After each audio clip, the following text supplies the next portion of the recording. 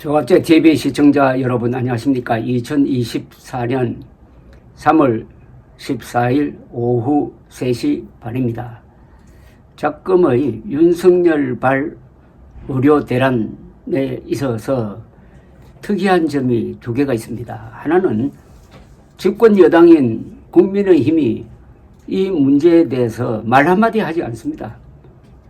대통령과 의사들이 정면 대치 상황을 보이고 있는데도 중간에서 중재를 붙인다든지 아니면 의사를 찾아가서 설득을 한다든지 아니면은 정부 관료들을 설득한다든지 하는 이런 노력을 일체하지 않습니다. 한 달 동안 가만히 놀고 있습니다. 집권 여당이 없어져 버렸습니다. 그러면은 왜 그렇게 했을까요?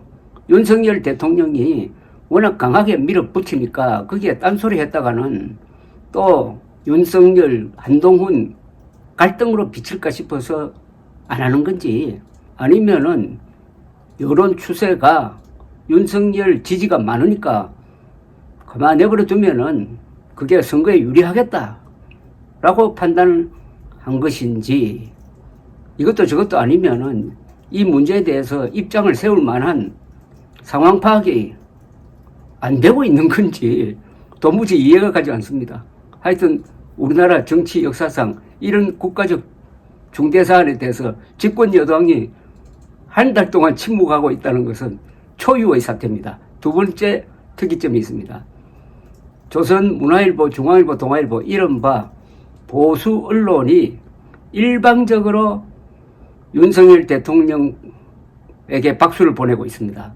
이런 쟁점이 큰 사안에 대해서는 중립적인 입장을 취하고 객관적 자세를 유지하면서 시시비비를 가려서 국민들에게 정확한 정보를 전달할 생각은 하지 않고 처음부터 전공의가 직장을 이탈했다고 하면서 전공의들을 집중적으로 공격을 하는가 하면은 아무 근거도 없는 윤석열 대통령의 의과대학 정원 2,000명 늘리는 데 대해서 아무런 비판 없이 일방적으로 지지를 보내고 있습니다. 이러니까 윤석열 대통령이 상황을 오판하게 되었습니다. 보수 언론이 비판을 하면은 그래도 윤석열 대통령은 생각을 좀 바꿀 수가 있죠.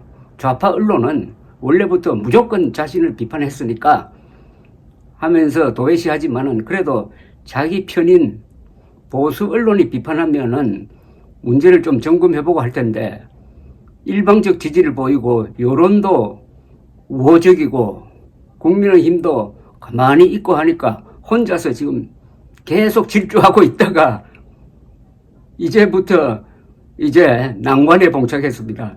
어떤 난관에 봉착했느냐. 그러는 과정에서 윤석열 대통령의 독주, 독단, 금사정치의 부활 이게 의사 집단만 흔든 게 아니라 한국에 있는 그래도 온건하고 합리적인 보수 또는 중도층 또는 전문가 집단이 이탈하기 시작을 했습니다.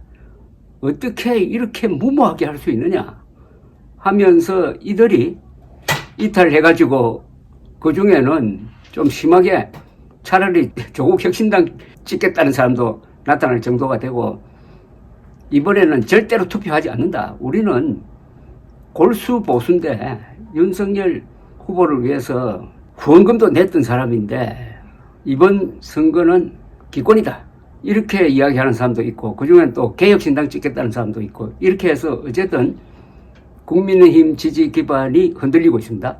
금사 정치의 모습이 뚜렷해지니까 이게 또 좌파 진영을 자극을 해가지고 그 대척점에 있는 조국 개혁신당 쪽으로 이 좌파 여론이 쏠리는 그런 모습도 보여주고 있습니다. 즉 좌파는 단결하고 외연을 확대하고 있고 보수 진영은 분열하고 있습니다.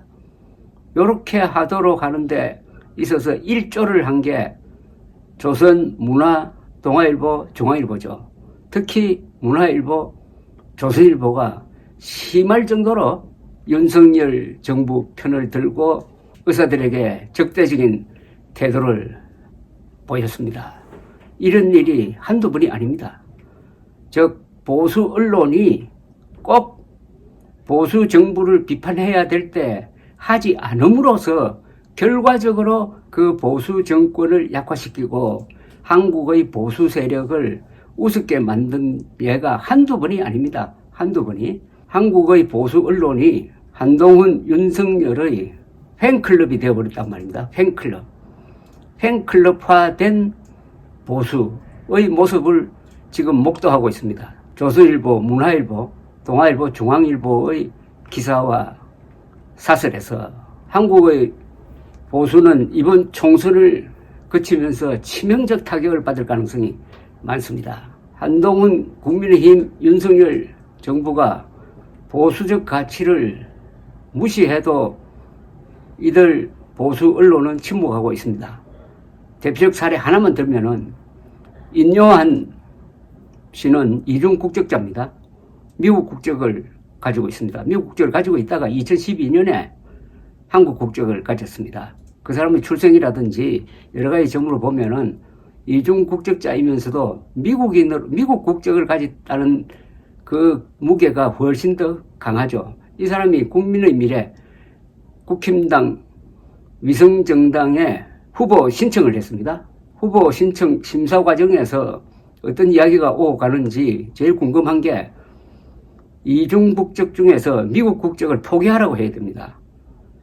미국 국적을 유지한 채 국회의원이 되고 장관이 되고 또는 대통령이 될 수 있다고 한다면은 똑같은 논리로서 중국 그리고 러시아 국적을 보유한 채 이중 국적자는 국회의원도 되고 장관도 되고 대통령이 될 수도 있다는 이야기입니다.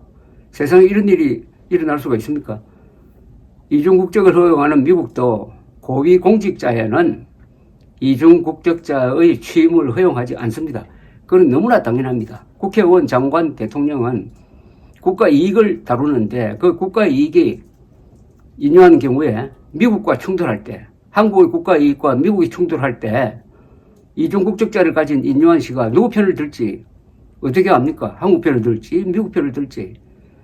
그리고 이런 사람들은 고급 정보에 접근할 수가 있습니다. 그 자기가 안 고급 정보를 가지고 자기의 원래 조국이었던 미국을 위해서 그 정보를 건네줄 수도 있는 것 아닙니까? 그런 것까지 다 예상을 해서 원칙을 하나 정해야 하는데 우리 법 취지도 그렇게 되어 있습니다. 그러나 구체적으로 국회의원이 될 때는 반드시 미국 국적을, 외국 국적을 포기해야 된다는 규정이 없어요. 그래서 저 사람의 출마를 막을 수 없을지 모릅니다. 그런데 법으로 따지기 이전에 상식적 차원에서 이중국적자가 이중국적 상태에서 국회의원이 되는 것은 있을 수가 없는 거죠. 그런데 이 문제에 대해서도 반드시 챙겨야 될 조선, 문화, 동아, 중앙일보가 침묵하고 있습니다. 왜 침묵하겠습니까? 바로 팬클럽이 되었다는 이야기죠. 팬은 뭡니까? 자기가 좋아하는 가수가 실수를 해도 박수를 칩니다. 음정에 안 맞고 가사를 빠뜨려도 그냥 박수를 칩니다. 그게 팬클럽 아닙니까? 팬클럽으로 전락한 한국의 이 보수 언론이 결국은 보수 정부를 약화시키고 거기에 연동돼 가지고 보수 세력을 비참하게 만드는 거죠. 그래서 이번 총선을 거치면서 한국의 보수 세력이 치명타를 입을 가능성이 있다는 점을 먼저 일단 경고해 둡니다. 감사합니다.